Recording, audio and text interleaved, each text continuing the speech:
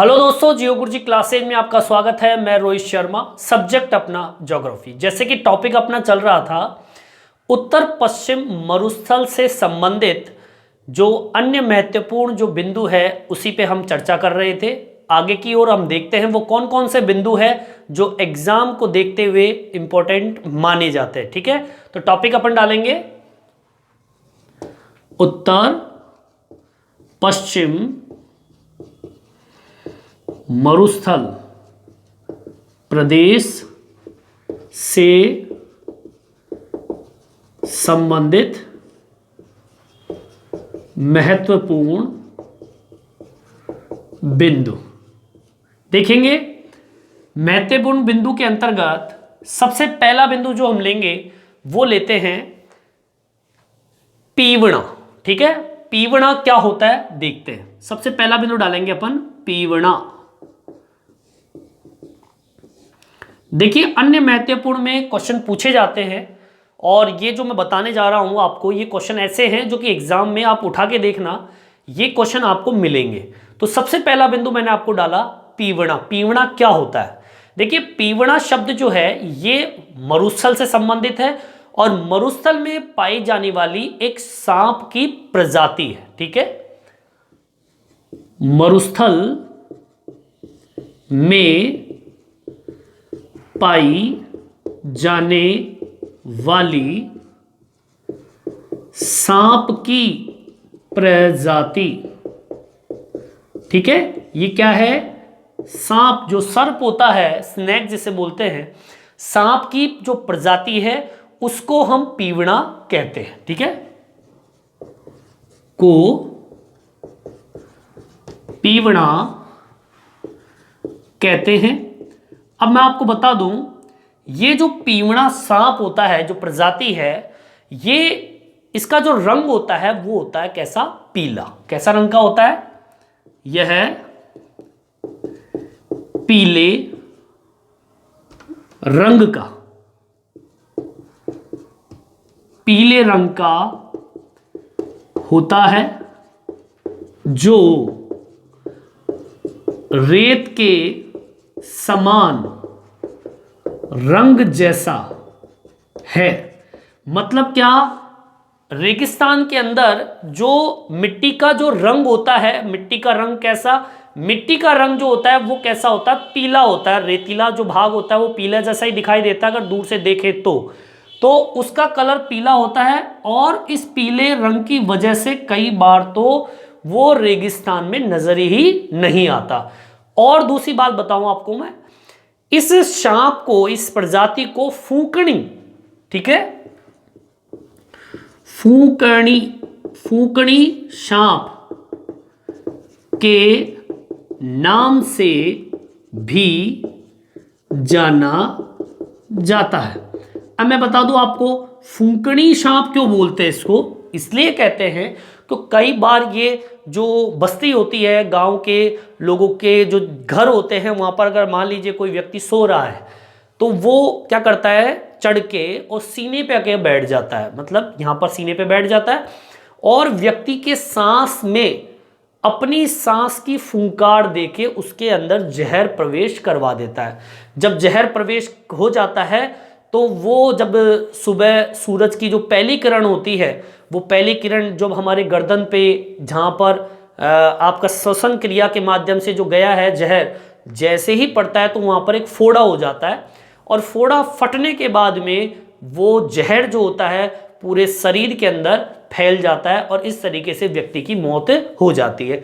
तो इसलिए इसको पीवणा या फूकनी सांप के नाम, फूंक दे रहा है ना, फूंक के माध्यम से जहर को पहुंचा रहा है व्यक्ति के बीच में, व्यक्ति के शरीर में, तो उसे फूकनी सांप के नाम से भी जानते हैं। ठीक है, इसके अलावा अब मैं बात करता हूँ, ये पीवणा जो प्रजाति का जो सांप है वो आपको कहाँ पे मिलेगा? जो कि सर्वाधिक मिलता है जैसलमेर के अंदर। कहाँ पर? जो सर्वाधिक जैसलमेर में उपस्थित है। और आपको पता है कि जैसलमेर कहाँ मौजूद है? एक डायग्राम के माध्यम से बता देता हूं आपको मैं। ये राजस्थान का मानचित्र है इस तरीके से। तो ये जो भाग दिख रहा है आपको, ये आपका जैसलमेर से संबंधित है। यहां पर आपको ये प्रजाति देखने को मिलती है। तो ये तो बात की मैंने पीवड़ा से संबंधित। दूसरा पॉइंट अपन डालते हैं, वो बिंदु है मरुस्थल का मार्च किसे कहते हैं। ठीक है, मरुस्थल मार्च किसे कहते हैं। चलिए आगे की ओर बढ़ते हैं अपन, अगला टॉपिक डालेंगे, इसे उतार लीजिए आप लोग। देखिए मरुस्थल का मार्च। अब देखिए नाम से पता चल रहा है कि मरुस्थल का मार्च होता क्या है। मरुस्थल का मार्च, देखिए मार्च कोई महीना नहीं है।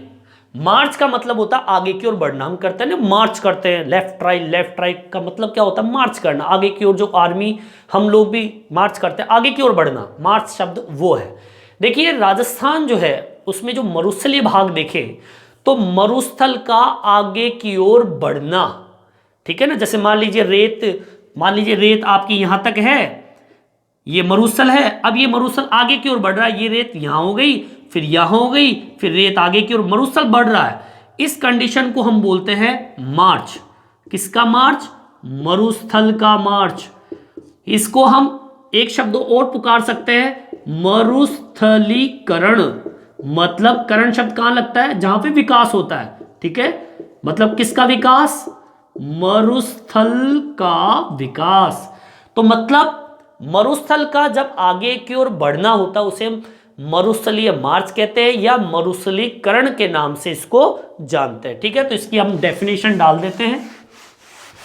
देखिए भाई क्या डेफिनेशन होगी इसकी, मरुस्थल का आगे की ओर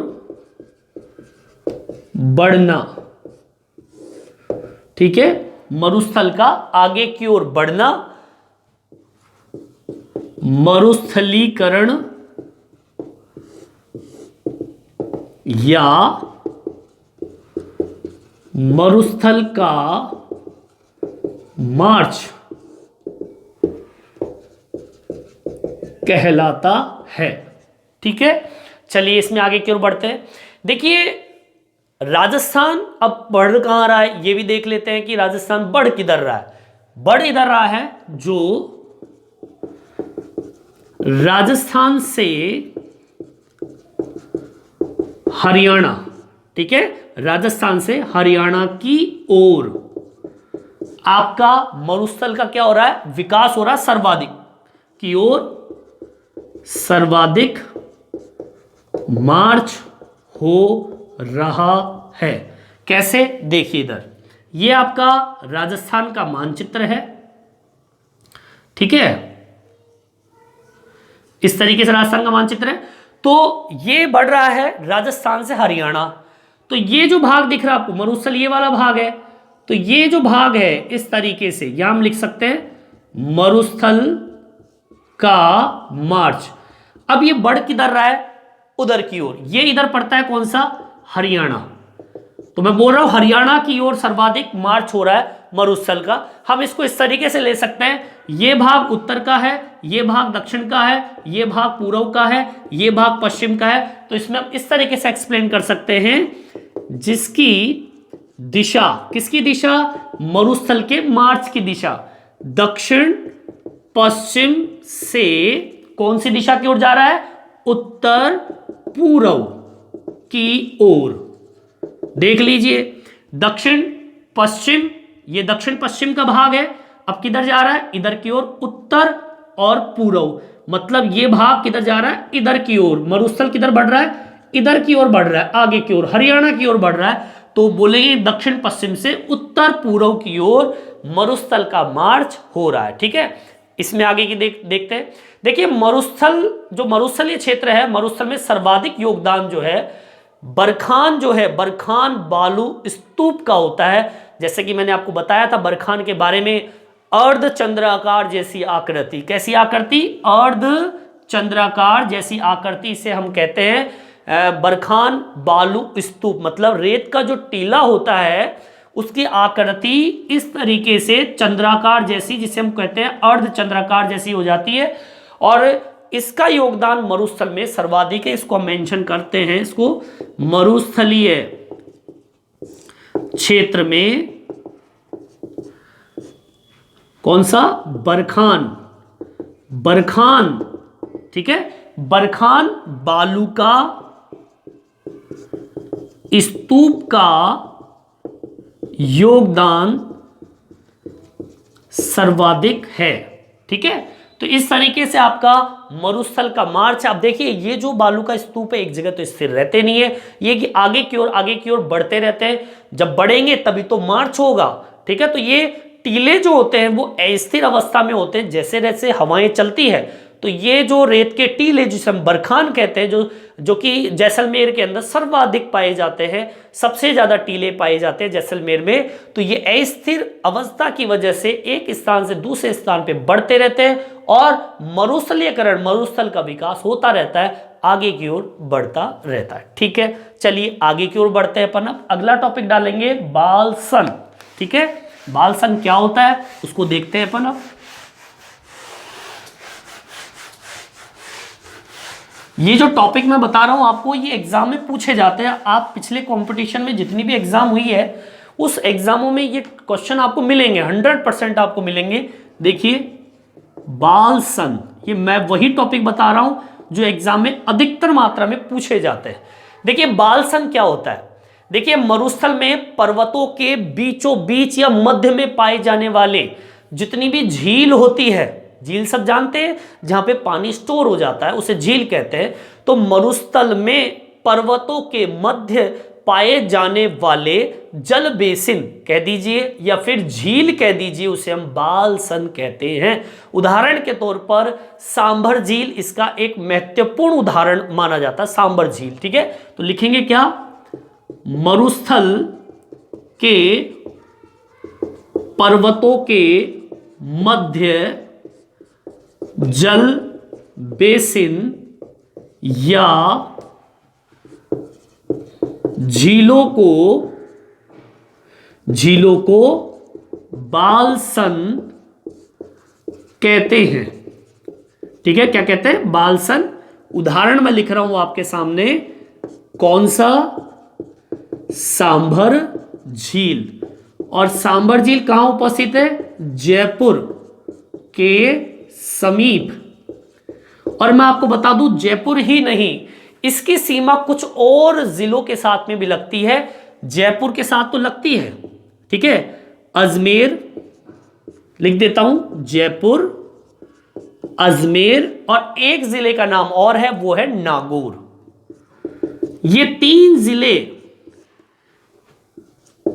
तीनों जिलों की सीमा से सांभर झील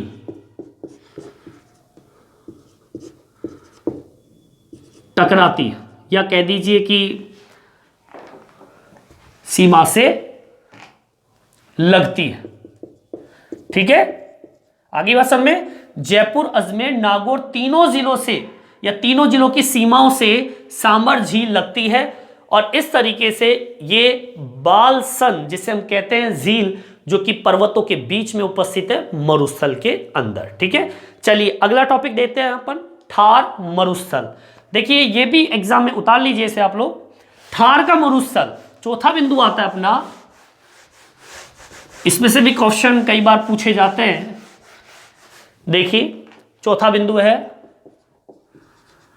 थार का मरुस्थल। केवल मरुस्थल की बात चल रही है, राजस्थान की बात नहीं कर रहा मैं, पूर्ण राजस्थान में केवल मात्र उत्तर पश्चिम मरुस्थल की बात कर रहा हूं। देखिए अगर मैं मरुस्थल की बात करूं तो भारत के अंदर इस थार के मरुस्थल की बात कर रहा हूं मैं।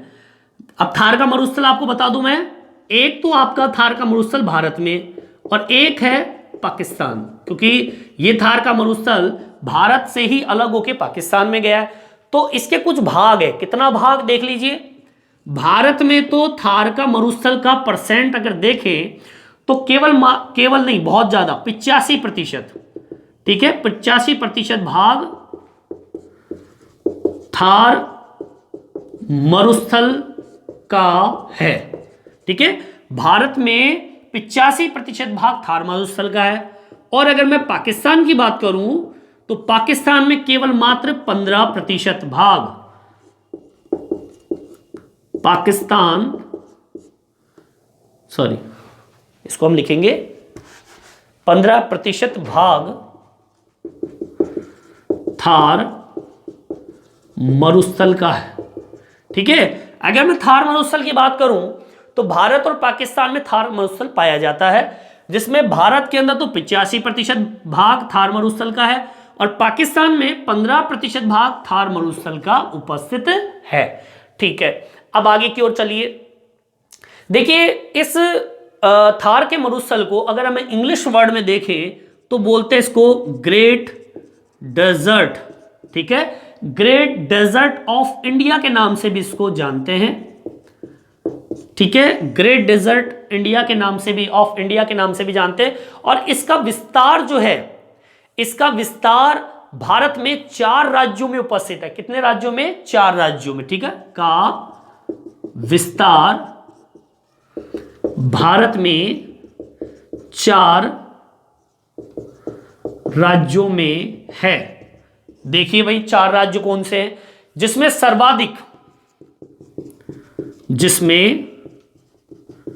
सर्वाधिक कहां पर उपस्थित है? राजस्थान में। पहला तो आपका ये हो गया। और कितना परसेंट है? 62%।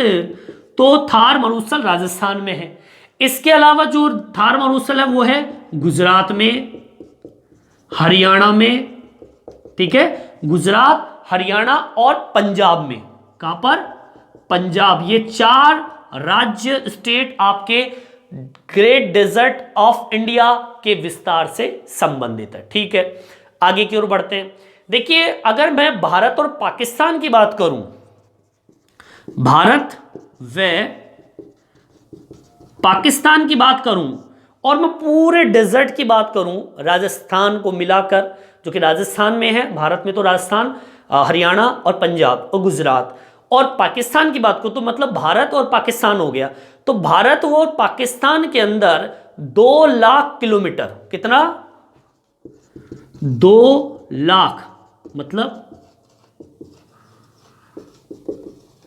ठीक है, 2 लाख किलोमीटर, या हम इसे कह सकते हैं समथिंग कुछ 77,000 वर्ग मील। ठीक है, 77,000 वर्ग मील, ठीक है, तक ये क्या है? विस्तारित है, फैला हुआ है। ठीक है, विस्तारित है। कौन सा? थार का मरुस्थल। थार का मरुस्थल भारत और पाकिस्तान को लेते हुए, अगर पूरे राजस्थान, सॉरी, भारत और पाकिस्तान के थार मरुस्थल की बात करूं तो 2 लाख किलोमीटर का एरिया या फिर 77,000 वर्ग मील क्षेत्र के अंदर इस थार के मरुस्थल का विस्तार मौजूद है। ठीक है, अब देखिए, इसी के अंदर एक छोटा सा टॉपिक और जोड़ रहा हूं। आगे देखिए, इसे उतार लीजिए आप लोग, उतारिए इसे, है ना, बहुत अच्छा टॉपिक है ये, उतारिए इसे। चलिए आगे की ओर बढ़ते हैं अपन इसी में। इसमें 1-2 टॉपिक और इसी में है।